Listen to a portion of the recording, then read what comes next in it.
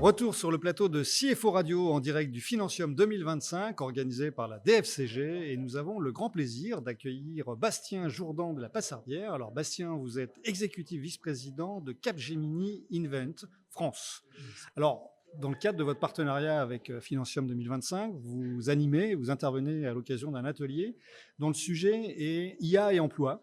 Et en clair, comment l'IA transforme les métiers de la finance. Alors, quelle est votre analyse déjà de l'évolution des métiers de la finance avec l'arrivée de l'IA? Donc, on a une révolution qui est majeure, qui arrive. On a un benchmark. Donc, on sait exactement à peu près où on va en France, parce que la France est souvent un peu en retard par rapport aux États-Unis. C'est pas bien de dire ça, c'est pas bien. Si on prend les ratios d'investissement, on est à un ratio sur 1 pour 40 à peu près Ouais. entre aujourd'hui, ce qu'on investit en France versus ce qu'on investit aux États-Unis sur le sujet de l'IA. Et ce qu'on voit, c'est que 50% de l'investissement aujourd'hui, il est porté sur des fonctions qui sont très marketing, très front, très client. Commercial aussi. Très commercial, Ouais. versus aujourd'hui, Absolument. quelque part, notre direction financière. Et donc, on a un sujet aujourd'hui, c'est comment la direction financière va s'ancrer aujourd'hui autour de la transformation de l'IA. Donc ça, c'est un premier sujet, un sujet de benchmark, c'est qu'on voit ce qui va arriver, ce que les autres sont en train de prendre la vague de manière beaucoup plus importante que nous. Ce qu'on voit, c'est qu'il y a des fondamentaux qui restent. Ouais. La finance reste de la finance. On aura toujours besoin de financiers. Donc ça, c'est la bonne nouvelle. Il y a certes des métiers qui changent à l'intérieur. On a besoin de financiers, on a besoin d'expertise, on a besoin de choses autour des taxes, on a besoin de choses autour du FP&A, de la conso, de la trésor. Voilà, il y a des métiers d'expertise qui restent et les fondamentaux restent dans la finance. On a toujours besoin de financiers qui sont très proches du business, qui vont devenir business partnering. Donc, dans les soft skills, on voit qu'il y a encore beaucoup de choses. Il y a une base. Il y a une base. Voilà, qui elle, reste la même. Exactement. Ce qu'on voit, c'est qu'il y a des cas d'usage. Les cas d'usage, ils arrivent. Aujourd'hui, on regarde, on a des cas d'usage où on est plutôt sur les agents augmentés. Donc, c'est plutôt une assistance aux collaborateurs que réellement de la productivité où voilà, on gagne du temps, mais on ne remplace pas aujourd'hui pour le moment nos financiers. Bon, Bastien, ça c'est ce qu'on dit pour défendre l'arrivée fulgurante de l'IA dans les métiers notamment de la finance. On dit que ça ne va pas remplacer, que ça va améliorer, mais ça veut quand même dire que le métier lui-même de DAF a évolué profondément. Bon, déjà, le métier de DAF, il a déjà beaucoup évolué. C'est-à-dire qu'on ne dit plus DAF, parce qu'il y avait le côté directeur administratif, oui, un côté un peu vieillissant, vrai. Ouais. Versus CFO. Alors, on peut se dire que c'est de l'anglicisme, on peut se dire qu'il y a un côté plus chic à l'ensemble de ça. Je pense que c'est que le métier, il a changé.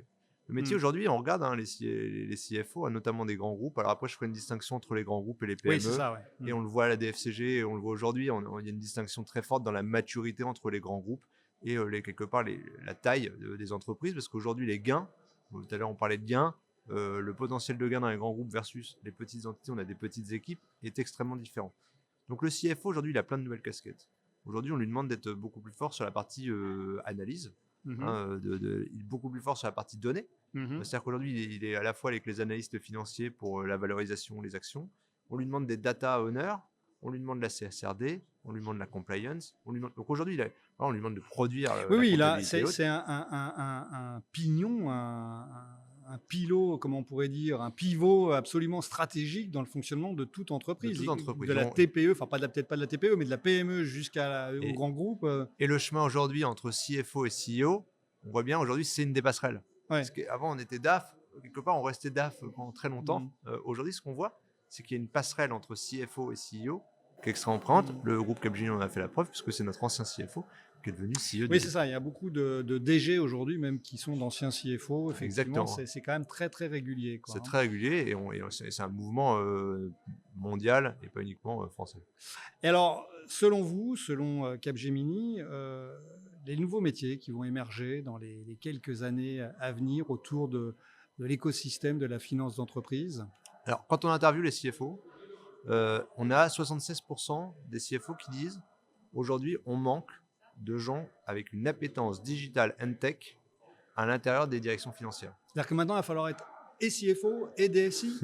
Non, le CFO va rester CFO, mais à l'intérieur de ses équipes, il va lui falloir une pluralité d'équipes beaucoup plus importante.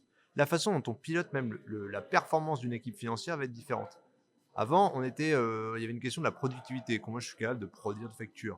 Aujourd'hui, si l'IA en génère, est-ce que finalement le KPI est le même? Je sais pas. Est-ce qu'aujourd'hui, la prédictibilité des forecasts, aujourd'hui, l'IA est capable de prédire des forecasts de cash de manière extrêmement fine. Donc aujourd'hui, est-ce que la prédictibilité est encore un indicateur de performance? Donc ça va changer un peu les indicateurs de performance et ça va changer aussi, l'air de rien, les équipes. Aujourd'hui, 76% des gens sont prêts à travailler avec de l'IA et avec des agents. C'est ce que disent dans les directions financières. À l'inverse, Ils 20%... sont prêts à travailler, pardon, hein, Bastien, ils sont prêts à travailler, mais est-ce qu'ils savent s'en servir? Ça, c'est Alors, de toute façon, on a chez nous un framework qui s'appelle le framework du Capgemini. On a la question de est-ce qu'aujourd'hui c'est accessible? Est-ce qu'on a accès? La donnée aujourd'hui financière, on l'a. Est-ce qu'on a les bases solides pour accéder à l'IA? La réponse à la finance, c'est oui. Est-ce qu'on est capable de l'adapter? La question de est-ce qu'on a des cas d'usage? Il y a des cas d'usage. Il y a des cas d'usage sur l'ensemble de la chaîne de valeur aujourd'hui de la finance. La question, elle est sur l'adoption. Oui, c'est ça. C'est l'enjeu numéro 1. D'accord. Ça a été une des matières qui le plus vite, on va dire, la GenAI, les chat GPT, tout ce que vous voyez, que vous utilisez même avec vos enfants dans votre vie de tous les jours. Ouais. Le niveau d'intégration de cette techno-là a été une vitesse incroyable, beaucoup plus vite que toutes les autres technologies. On a mis 5 ans à faire comprendre le RPA, on a mis à peu près 6 mois pour faire utiliser les gens de ChatGPT. Donc on a une notion de vitesse là-dedans qui est extrêmement importante. Du coup, aujourd'hui, le problème, c'est l'adoption. Et l'adoption, il va falloir reformer beaucoup de gens. Il va falloir comprendre ce que ça fait pas. Parce que la capacité à, comment on l'utilise, pourquoi faire. On parlait tout à l'heure d'agents augmentés. Demain, il y a aussi une question, c'est est-ce qu'on peut être managé par des agents? Est-ce qu'il y a de l'orchestration d'agents? Dans les systèmes financiers aujourd'hui, vous prenez tous les outils, que ce soit du Oracle, du SAP, les outils de PM, ils commencent à tous avoir de l'IA embarquée et des agents embarqués. Oui, tout à fait. Demain, à la finance, il va falloir pas faire travailler ces IA-là, il va falloir réussir à orchestrer plusieurs agents qui seront en train de travailler pour vous à l'intérieur de ces systèmes-là, qui sont des systèmes un peu cœur de métier. Bastien, si on veut rester optimiste, on peut penser que la France va rattraper son retard, ou est-ce que définitivement on sera toujours à courir après le modèle américain ou asiatique?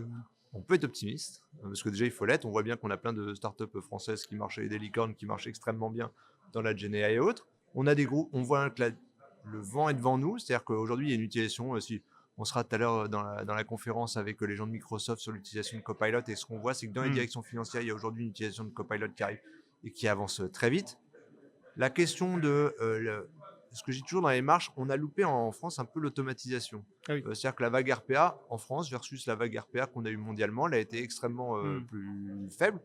C'est pas parce qu'on n'a pas pris cette marche-là qu'on n'est pas capable de prendre la suivante. Je pense que la suivante, elle est tellement transformante. Aujourd'hui, on est en train d'arriver et tous les outils sont en train de s'y mettre. Le fait que tous les outils cœur, que ce soit, tout à l'heure je parlais des ERP, des EPM et autres, tous les outils de la direction financière vont être dedans.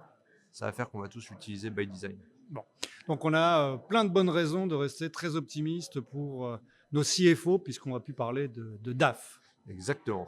Merci beaucoup, Bastien. Merci beaucoup. Fin de ce numéro de CFO Radio exceptionnel en direct de Financium 2025. On se retrouve très vite.